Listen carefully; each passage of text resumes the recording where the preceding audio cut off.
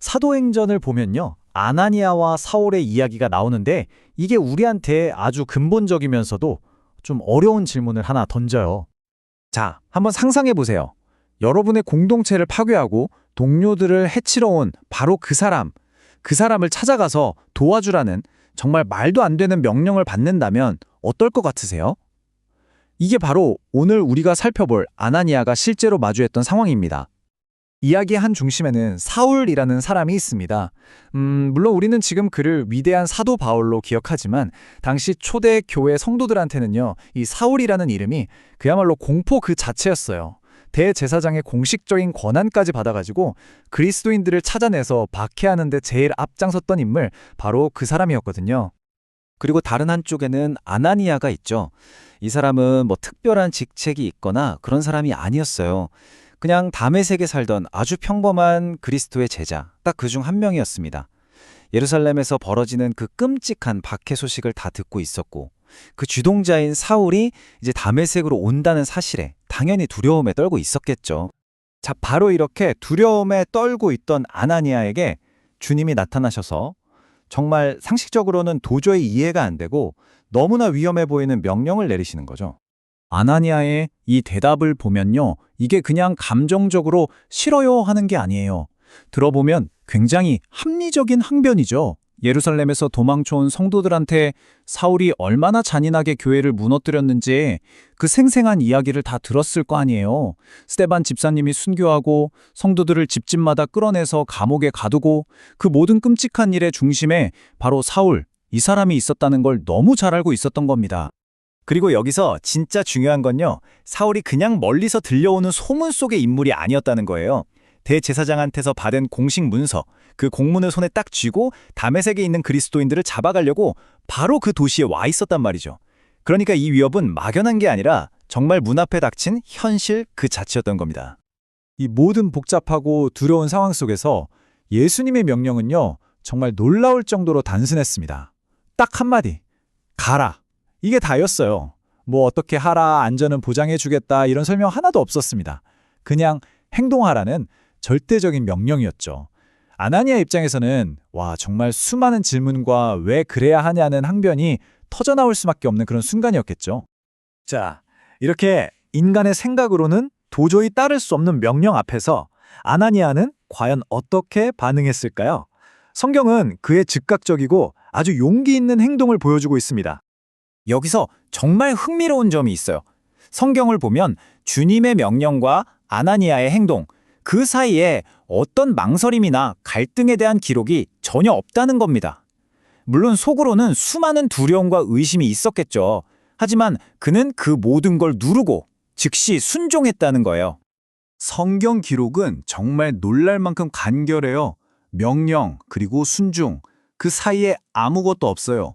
가라 라는 말씀이 떨어지자마자 그는 곧바로 떠나서 갔다. 이게 바로 우리가 주목해야 할 제자의 반응 방식인 거죠.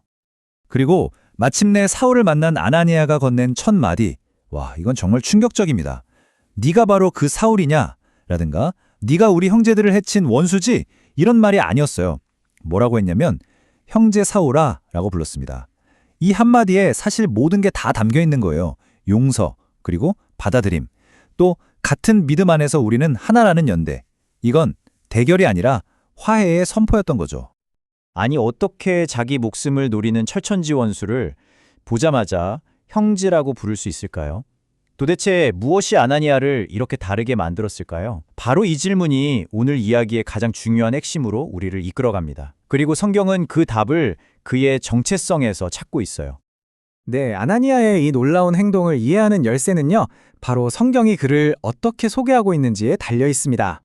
성경은 아나니아를 사도나 장로 이런 특별한 직분으로 소개하지 않아요. 그냥 딱 이렇게 말합니다. 아나니아라 하는 제자.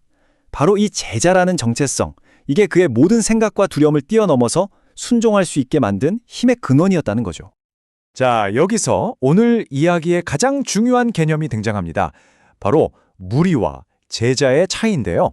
예수님 주변에는요, 항상 이 두 부류의 사람이 있었어요.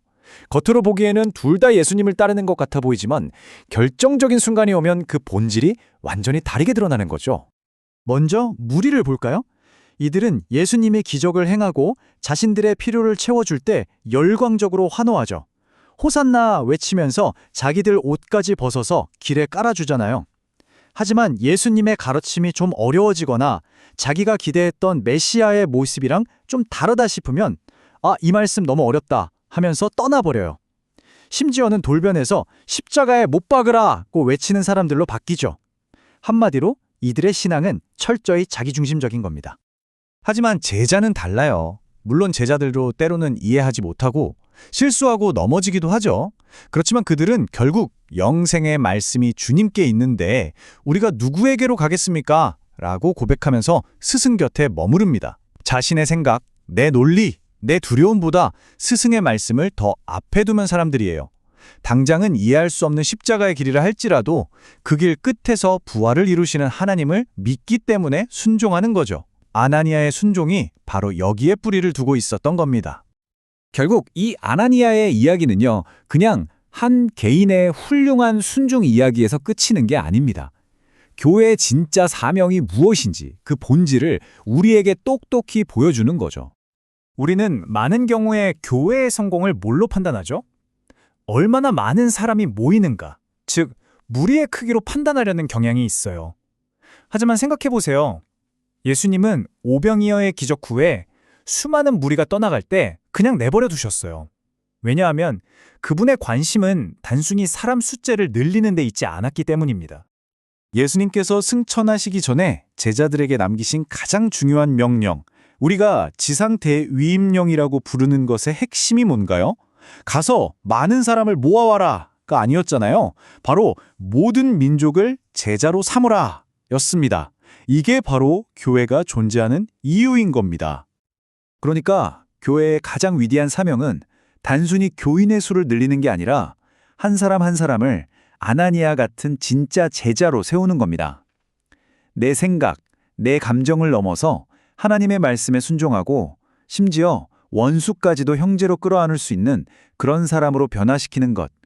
그것이야말로 교회의 본질적인 사명이라고 할 수 있겠죠. 그래서 오늘 이 아나니아 이야기는 마지막으로 우리 각자에게 이렇게 묻고 있습니다. 당신은 무리입니까? 아니면 제자입니까? 내 이익과 내 기대를 따라서 신앙생활을 하는 무리에 속해 있나요? 아니면 때로는 이해할 수 없더라도 주님의 말씀을 따르려고 애쓰는 제자의 길을 걷고 있나요? 이것이 아나니아의 이야기가 오늘 우리에게 던지는 아주 강력한 도전입니다.